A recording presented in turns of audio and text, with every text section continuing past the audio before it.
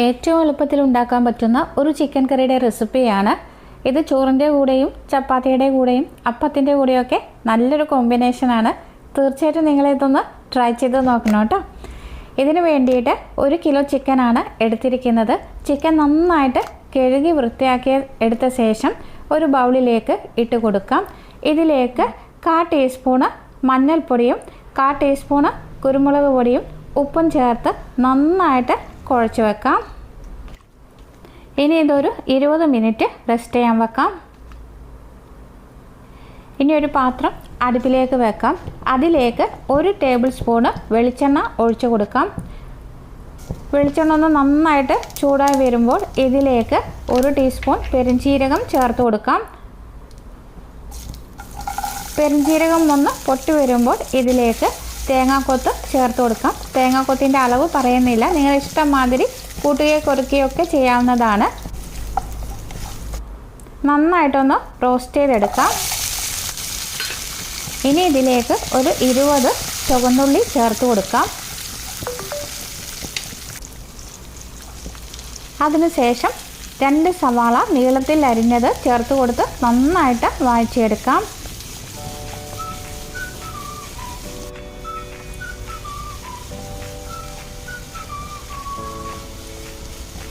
സവാള നന്നായിട്ടൊന്ന് സോഫ്റ്റായി വരുമ്പോൾ ഇതിലേക്ക് കുറച്ച് കറിവേപ്പില കൂടി ഇട്ട് കൊടുക്കാം. ഇനി ഇതിലേക്ക് ഒരു ചെറിയ കഷ്ണം ഇഞ്ചി നീളത്തിൽ അരിഞ്ഞതും ഒരു 10 വെളുത്തുള്ളി അല്ലി നീളത്തിൽ അരിഞ്ഞതും ഇട്ട് കൊടുക്കാം. എന്നിട്ട് നന്നായിട്ടൊന്ന് വഴറ്റിയെടുക്കാം.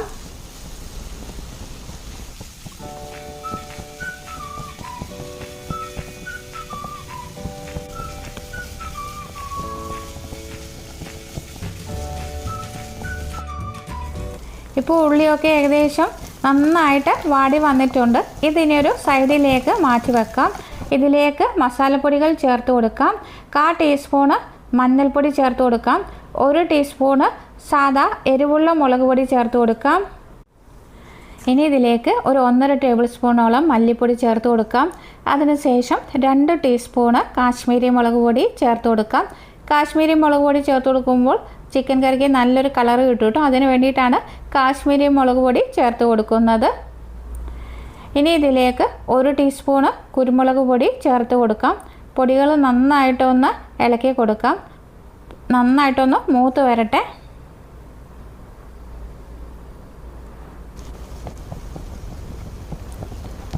ഒരു 2 മിനിറ്റ് മാത്രം ഒന്ന് പൊടികൾ മൂപ്പിച്ചെടുത്താൽ മതി. എന്നിട്ട് ഉള്ളിയുടെ കൂടെ നന്നായിട്ട് മിക്സ് ചെയ്തെടുക്കാം. ഇനി നമ്മൾ നേരത്തെ റെസ്റ്റ് ചെയ്യാൻ വെച്ചിരിക്കുന്ന ചിക്കൻ കഷ്ണങ്ങളുണ്ടല്ലോ, അത് ഇതിലേക്ക് ഇട്ട് കൊടുക്കാം. എന്നിട്ട് എല്ലാം കൂടി നന്നായിട്ട് ഇളക്കി യോജിപ്പിച്ചെടുക്കാം.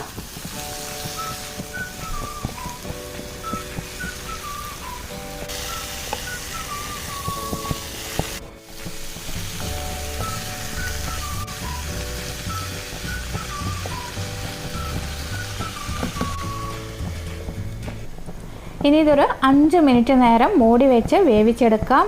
ഇപ്പോൾ 5 മിനിറ്റ് കഴിഞ്ഞ് നമ്മൾ മൂടി തുറന്ന് നോക്കുമ്പോൾ വെള്ളം നന്നായിട്ട് ചിക്കൻ കഷ്ണങ്ങളിലേക്ക് ഇറങ്ങി വന്നിട്ടുണ്ടാകും. ഈ ടൈമിൽ തീ ഒരു മീഡിയം ഫ്ലെയിമിൽ ഇട്ട് കൊടുക്കാൻ പാടുള്ളൂ കേട്ടോ.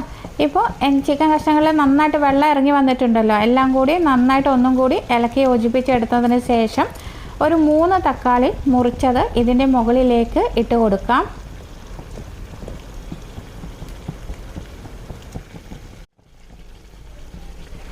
ഇനി ഇതിലേക്ക് പാകത്തിനുള്ള ഉപ്പ് ചേർത്ത് കൊടുക്കാം. നമ്മൾ നേരത്തെ ചിക്കൻ കഷ്ണങ്ങൾ റെസ്റ്റ് ചെയ്യാൻ വെക്കുമ്പോഴാണ് ഉപ്പ് ചേർത്തിരിക്കുന്നത്. അതിനുശേഷം ഉപ്പ് നോക്കിയിട്ട് ആവശ്യമുള്ള ഉപ്പ് ചേർത്ത് കൊടുക്കണം. പിന്നീട് ഒരു 1/2 കപ്പ് നല്ല തിളച്ച വെള്ളം ഇതിലേക്ക് ഒഴിച്ചു കൊടുത്ത് മൂടി വെച്ച് ചിക്കൻ കഷ്ണങ്ങൾ വേവിച്ചെടുക്കാം. ഇനി ഒരു ചീനച്ചട്ടി അടുപ്പിലേക്ക് വെക്കാം. അതിലേക്ക് 1 ടീസ്പൂൺ പെരുംജീരകം ചേർത്ത് കൊടുക്കാം. പിന്നീട് ഇതിലേക്ക് ഒരു 4 ഏലക്കായ, 4 ഗ്രാമ്പു, ഒരു ചെറിയ കഷ്ണം പട്ട, ഒരു ചെറിയ കഷ്ണം താക്കോലം എന്നിവ ചേർത്ത് കൊടുത്ത് നന്നായിട്ടിത് റോസ്റ്റ് ചെയ്ത് ചൂടോടുകൂടി പൊടിച്ചെടുക്കാം. ഇപ്പോൾ ചിക്കൻ കഷ്ണങ്ങളൊക്കെ നന്നായിട്ടൊന്ന് വെന്ത് വന്നിട്ടുണ്ട് കേട്ടോ. നന്നായിട്ടൊന്ന് ഇളക്കി കൊടുക്കാം.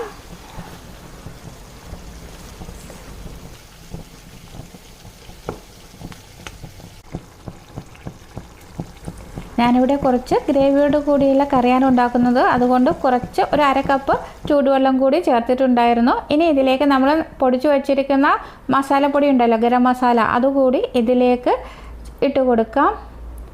അതിനുശേഷം നന്നായിട്ട് ഇതൊന്ന് ഇളക്കി യോജിപ്പിച്ചെടുക്കണം.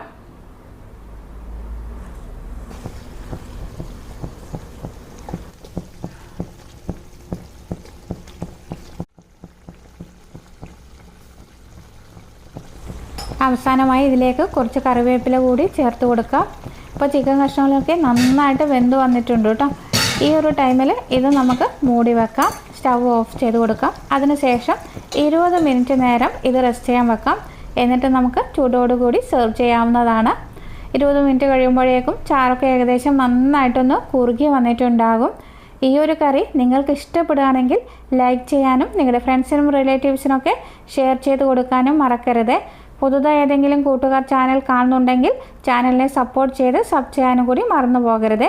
വലതുവശത്ത് കാണുന്ന ബെല്ലൈക്കൻ ക്ലിക്ക് ചെയ്ത് ഓൾ എന്ന് പ്രസ് ചെയ്താൽ മാത്രമേ ഞാനിടുന്ന അടുത്ത വീഡിയോയുടെ നോട്ടിഫിക്കേഷൻ നിങ്ങൾക്ക് ലഭിക്കുകയുള്ളൂ. അടുത്ത നല്ലൊരു വീഡിയോയുമായി വീണ്ടും കാണാം. Thank you for watching. By.